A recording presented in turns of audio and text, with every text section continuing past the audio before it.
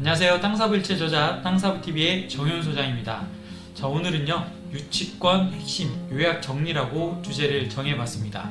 자, 우리가 이 경매를 할 때요 등기부상에 나타나지 않는 권리들이 있습니다.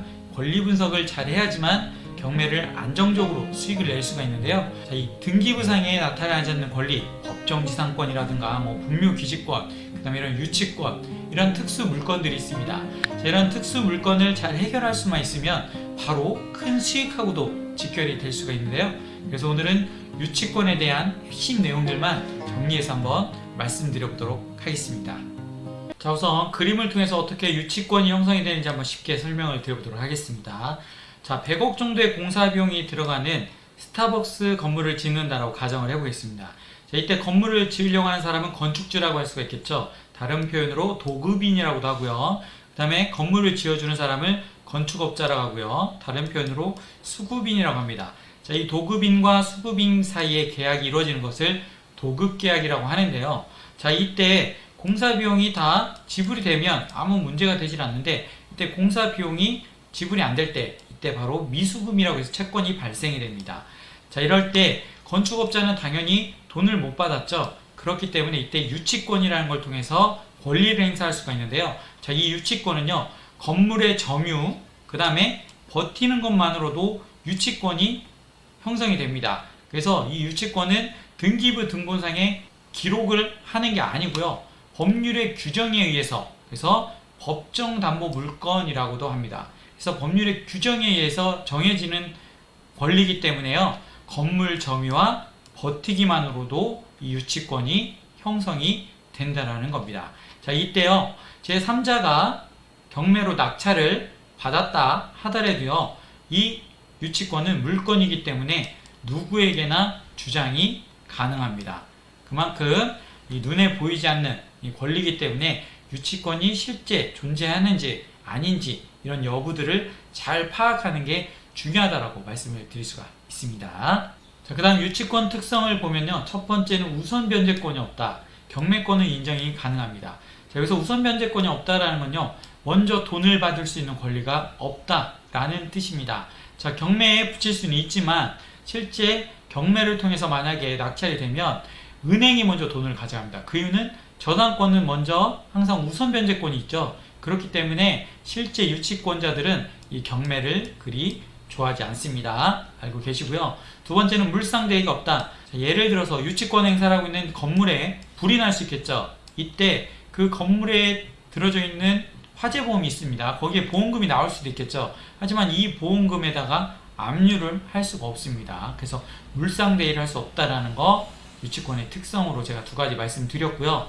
자, 그 다음에 중요한 유치권 성립요건입니다. 자, 유치권이 성립하기 위한 요건인데요. 첫 번째는 타인의 물건이어야 됩니다. 자, 그럼 반대로 본인의 물건은 유치권 성립할 수가 없는 거죠. 두 번째, 목적물 자체로부터 채권이 발생해야 됩니다. 연관성이 있어야 된다는 뜻인데요. 자, 쉽게 예를 들어 설명을 드리면 우리가 간판을 달 수가 있겠죠. 자, 이 간판은 그 건물에 부합되어 있는 게 아닙니다. 띄었다 붙였다 할 수 있기 때문에 이 간판으로 인해서 만약 비용을 못 받았다, 그때 유치권을 걸 수 있느냐? 유치권 행사 안 됩니다. 자, 말씀드렸고요. 세 번째는 채권의 변제기가 도래해야 됩니다. 자, 이 채권의 변제기라는 건 뭐예요? 공사대금을 완납해야 되는 시기가 있겠죠. 그 이후에 유치권 행사를 할 수가 있는 겁니다. 자, 그러면 네 번째는요, 유치권 배제 특약이 없어야 됩니다. 이 특약도 유효합니다. 그래서 가장 대표적인 예로 건물 원상 복구 특약이 이 유치권 배제 특약입니다. 자, 그래서 이 건물 원상 복구 특약은 내가 아무 시설을 했다 하더라도요, 이런 시설금, 권리금 이런 것들을 받을 수가 없습니다. 그래서 아마 아실 거예요. 그래서 유치권 배제 특약이 없어야지만 유치권이 성립한다는 거. 그래서 이 유치권 성립 요건 네 가지를 알고 계시면 좋을 것 같고요. 자, 마지막으로 유치권 효력에 대해서 말씀을 드리면요, 첫 번째 경매권 인정, 우선 변제권 없다 말씀드렸죠. 두 번째 유치적 효력, 점유와 버티는 것만으로 유치권 주장 누구에게나 가능하다 말씀드렸고요. 이 3, 4, 5번 비용청 상환 청구권, 간이 변제 충당권, 과실수주권은 이 강아지 사건으로 한번 비유해서 쉽게 설명을 드려보겠습니다. 이 비용 상환 청구권은요, 쉽게 얘기해서 내가 개한테 물렸다 이랬을 때 손해가 발생이 되겠죠. 치료비를 받아야 될 겁니다.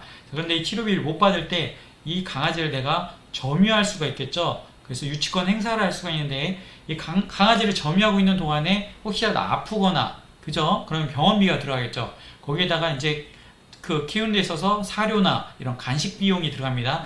자, 이런 추가적인 비용들을 청구할 수 있는 권리, 그게 바로 비용상환 청구권이다 라고 쉽게 이해하시면 되고요. 그 다음에 간이변제 충당권은요, 내가 돈을 치료비를 못 받아요. 이럴 때는 그 강아지를 내가 직접 그냥 갖는 방법, 바로 이게 대물변제 방법이다 라고 쉽게 이해를 하시면 됩니다. 예를 들어서 설명을 드린 거예요. 그 다음에 5번째 과실수주권은 내가 그 개를 점유하고 있는데 이 개가 강아지 새끼들을 낳습니다. 뭐 5마리, 6마리. 그런데 이 새끼들을 내가 직접 키우거나 가지면 안 됩니다. 다만 어떤 방법만 가능하냐? 이 새끼들을 뭐 만약에 경매를 통해서 매매를 해서 그 못 받은 돈 있죠? 그거에 대한 변제 충당으로만 가능하다라는 겁니다. 그래서 이걸 과실수취권이다 라고 합니다. 그 다음에 6번째는요, 보존을 위한 사용권. 이것도 이제 유치권의 효력인데요. 예를 들어서 카센터 차량 사용사건인데, 이제 누가 차량 수리를 맡겼는데 수리 비용이 너무 많이 나와서 차를 못 찾아가고 있는 겁니다. 이럴 때는 당연히 차를 점유하는 것만으로 유치권 행사가 되겠죠. 자, 이런데 카센터 사장님이 출퇴근으로 이용한다거나 이런 것들은 안 된다는 거예요. 하지만 차량을 고쳐서 이 차량이 이제 괜찮은지 잠깐 이렇게 시운전하는 이런 보존을 위한 사용권만으로는 이 유치권이 가능하다라는 겁니다. 그래서 제가 말씀드린 이 유치권 효력까지 해서요, 성립요건, 특성, 효력 이 내용들만 알고 계셔도 여러분들이 이 유치권에 대해서 좀 실제 성립이 되는지 안 되는지 그 기준점을 잡을 수 있기 때문에 핵심적인 내용들만 요약해서 설명드렸습니다. 자, 이렇게 해서 오늘은 유치권 핵심 내용들 정리해서 말씀을 드렸는데요.